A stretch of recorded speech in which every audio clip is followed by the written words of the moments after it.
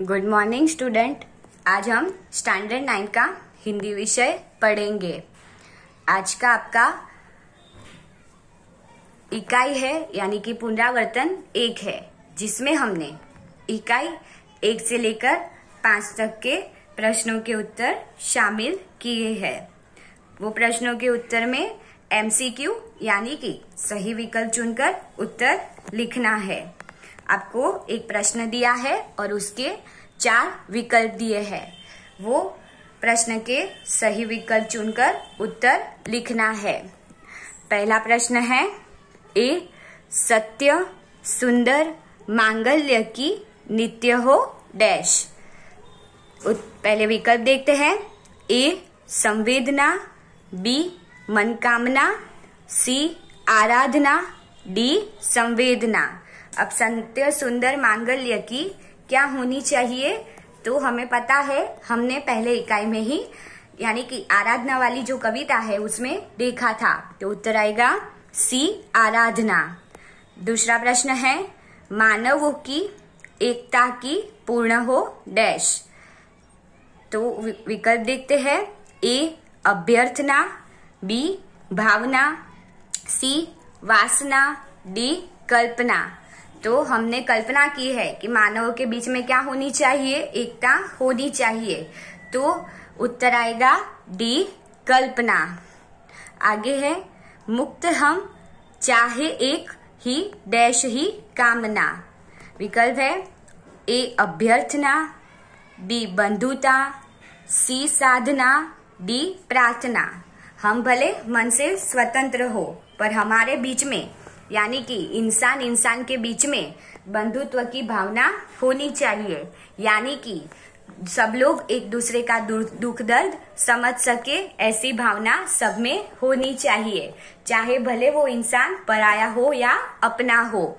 तो उत्तर आएगा बी बंधुता। किस प्रकार लिखेंगे उत्तर? मुक्त हम चाहे एक ही बंधुता की कामना। आगे का प्रश्न है, मानवता के प्रति सच्ची पूजा क्या है।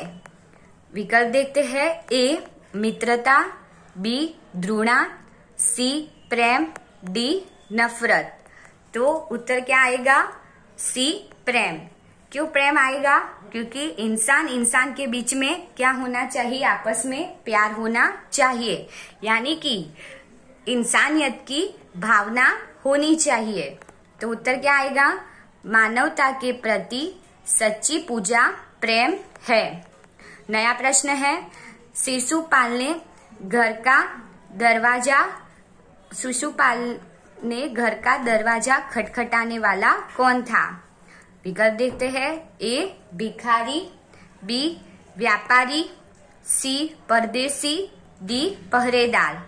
अब जब शिशुपाल रात को सो रहा था, तब घर का दरवाजा किसने खटखटाया था? हमारा जो दूसरा इकाई है न्याय मंत्री, उसमें आता है और वो कहानी हमने समझी है। तो उत्तर था सी परदेशी। तो शिशुपाल के घर का दरवाजा खटखटाने वाला परदेशी था। आगे का प्रश्न है, परदेशी को क्या काटना था। तो विकल्प देखते हैं। ए दिन, बी समय, सी दोपहर, डी रात। अब परदेशी को क्या काटना था, यानी कि क्या कब तक रहना था, तो रात तक रहना था और सुबह होते ही वो वहां से चला जाने वाला था। तो उत्तर आएगा रात। उत्तर रखेंगे इस प्रकार, परदेशी को रात काटना या काटनी थी। नया प्रश्न है, कुछ करके दिखाना कैसा है। विकल्प देखते हैं। ए सरल, बी कठिन, सी संभव, सी असंभव, डी संभव। यानी कि जब जो शिशुपाल और जो परदेशी बात कर रहे थे कि देश की हालत के बारे में, तब परदेशी क्या बोलता है कि किसी के बारे में बोलना बहुत आसान होता है, पर जब अपनी बारी आती है तो कर दिखाना कैसा होता है, मुश्किल यानी कि कठिन होता है। तो उत्तर आएगा बी कठिन। इस प्रकार लिखेंगे उत्तर, कुछ करके दिखाना कठिन होता है। 8वां प्रश्न, कुछ दिनों बाद शिशुपाल के घर कौन आया था? अब पता है आपको कि कौन आया था। पहले विकल्प देखते हैं। ए नवयुवक, बी सिपाही, सी पहरेदार, डी ब्राह्मण। अब कुछ दिनों बाद शिशुपाल के घर कौन आया था? जब वो परदेसी वहां से चला गया और उसने देश की हालत के बारे में बात की थी, फिर थोड़े दिनों बाद शिशुपाल को कौन बुलाने आया था? तो आएगा बी सिपाही। उत्तर लिखेंगे। कुछ दिनों बाद शिशुपाल के घर सिपाही आया था। नया प्रश्न है, शिशुपाल किसका डंका बजा देगा? विकल्प देखते हैं। ए ईमान का, बी सत्य का, सी न्याय का, डी बुद्धि का। अब शिशुपाल किसका डंका बजा देगा? क्योंकि शिशुपाल को न्याय व्यवस्था से दिक्कत थी और शिकायत थी, तब राजा उसे क्या बनाता है? न्याय मंत्री बनाता है। न्याय मंत्री बनाने वाला राजा कौन था? सम्राट अशोक, यानी कि जो परदेशी था, जो शिशुपाल के वहां रहा था, वो क्या था? सम्राट अशोक था। तो उत्तर आएगा न्याय का। तो लिखेंगे शिशुपाल न्याय का डंका बजा देगा। आगे का प्रश्न है, सम्राट ने शिशुपाल को क्या देना चाहते थे? तो सम्राट शिशुपाल को क्या देना चाहते थे? विकल्प के जरिए समझते हैं। ए पुरस्कार, बी सिंहासन, डी न्याय का अवसर, डी पद। अब सम्राट शिशुपाल को क्या देना चाहते थे? तो आएगा सी न्याय का अवसर। आगे का प्रश्न है, पहरेदार का हत्यारा कौन था?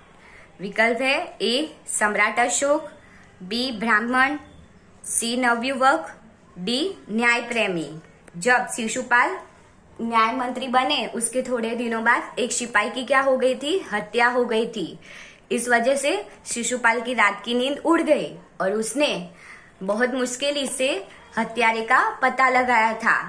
जब उसे हत्यारे का पता चला तो उसके आश्चर्य का ठिकाना नहीं रहा था। तो वो हत्यारा कौन था? वो कोई नहीं, एक राजा था। और वो राजा कौन थे? ए सम्राट अशोक। तो उत्तर लिखेंगे, पहरेदार का हत्यारा सम्राट अशोक था। आगे का प्रश्न है, मरने वाला पहरेदार कैसा था? सम्राट अशोक ने किस वजह से पहरेदार की हत्या की थी? वो भी इसमें आ सकता है। तो आएगा ए सतर्क, बी डरपोक, सी उद्दंड, डी अपराधी। अब सम्राट अशोक ने किस वजह से सिपाही की हत्या की थी? तो वो कैसा था? तो उत्तर आएगा सी उद्दंड, यानी कि वो बहुत ही क्रूर था, इसीलिए उसकी हत्या की थी। यानी कि बदतमीज था, उसमें कोई तमीज नहीं थी। तो मरने वाला पहरेदार उद्दंड था। नया प्रश्न है, क्या देकर सम्राट को छोड़ दिया जाए? ए चेतावनी, बी शिक्षा, सी दंड, डी उपदेश। क्योंकि पहली बात कि सम्राट ने तो हत्या की थी, तो उसको सजा क्यों नहीं मिली? क्योंकि पुराणों में सम्राट को यानी कि राजा को ईश्वर के समान बताया गया है, इसीलिए उसे सजा नहीं दे सकते। तो सजा किस प्रकार दी थी कि उसके सोने की मूर्ति बनवाई और उसको फांसी लगाई। इस तरह उसे सजा दी और ये सम्राट को चेतावनी देकर छोड़ दिया गया। तो उत्तर आएगा ए चेतावनी। आगे का प्रश्न है, भारतवर्ष सदा कानून को किस रूप में देखता आ रहा है? विकल्प देखते हैं। ए अन्याय, बी न्याय, सी धर्म, डी त्याग। अब कानून को किसके साथ जोड़ा गया है? तो हमने वो इकाई पढ़ा था कि क्या निराश हुआ जाए। उसमें था कि धर्म के रूप में देखा जाता है, क्योंकि कानून को धोखा दिया जा सकता है परंतु धर्म को नहीं। इसीलिए उत्तर आएगा सी धर्म। उत्तर इस प्रकार लिखेंगे, भारतवर्ष सदा कानून को धर्म के रूप में देखता आ रहा है। आगे का प्रश्न है, बुराई में रस लेना डैश बात है। विकल्प देखते हैं। ए अच्छी, बी उचित, सी बुरी, डी अयोग्य। अब किसी की बुराई के बारे में सुनेंगे तो वो कैसी बात हो जाएगी कि किसी की बुराई नहीं दे सुननी चाहिए और अच्छाई की भी तारीफ करनी चाहिए। तो किसी की बुराई में रस लेना कैसी बात है? तो उत्तर आएगा सी, बुरी बात है। आगे का प्रश्न है, टिकट बाबू ने लेखक के हाथ में डैश रुपए रख दिए। कितने रुपए रखे थे? ए 100, बी 10, सी 5, डी 90। पहले तो पैसे वापस क्यों दिए वो पता है हमें कि जब वो टिकट लेने गए थे तो उसने भूल से 10 रुपए की जगह कितने पैसे दे दिए थे? 100 रुपए दे दिए थे। अब उनको भी पता नहीं था और टिकट बाबू को भी पता नहीं था और जल्दी जल्दी में उन्होंने ट्रेन की टिकट खरीद ली। पर जब टिकट बाबू ने देखा तो फिर वो लेखक को ढूंढते ढूंढते आए और लेखक को जो बाकी के पैसे थे वो वापस दिए। तो वो पैसे कितने थे? डी 90। तो उत्तर आएगा, टिकट बाबू ने लेखक के हाथ में 90 रुपए रख दिए। आगे का प्रश्न है, भारतवर्ष अब भी यह अनुभव कर रहा है कि, क्या अनुभव कर रहा है? विकल्प के जरिए समझते हैं। कानून का आधार होना चाहिए। बी, धर्म कानून से बड़ी चीज है। सी, धर्म कानून का ही रूप है। डी, कानून ही सच्चा धर्म है। अब भारतवर्ष क्या अनुभव कर रहा है? तो उत्तर आएगा बी, धर्म कानून से बड़ी चीज है। इसीलिए कानून को धर्म के साथ जोड़ा गया है। आगे का प्रश्न है, किसकी उपेक्षा नहीं की जा सकती? तो विकल्प देखते हैं। ए, ज्ञान की, बी, बल की, सी, बुद्धि की, डी, भूख की। तो आएगा उत्तर डी, भूख की उपेक्षा नहीं की जा सकती। अब आगे का प्रश्न है, मेरे मन डैश होने की जरूरत नहीं है। विकल्प है ए, प्रसन्न, बी, उदास, सी, खुश, डी, निराश। तो क्या होने की जरूरत नहीं है? तो आएगा डी, निराश। क्यों निराश होने की जरूरत नहीं है? क्योंकि अभी भी दुनिया में इंसानियत जिंदा है। कई उदाहरणों पर से हमें लगता है कि अभी भी मानवता यानी कि इंसानियत खत्म नहीं हुई है। इंसान के बीच में दया की भावना पल रही है। आगे का प्रश्न है, इस समय सुखी वही है। कौन सुखी है? तो विकल्प देखते हैं। ए, जिसके पास सब कुछ है। बी, जिसके पास कुछ नहीं है। सी, जो कुछ नहीं करता। डी, जो किसी पद पर है। अब इस समय कौन सुखी है? तो उत्तर आएगा जो कुछ नहीं करता।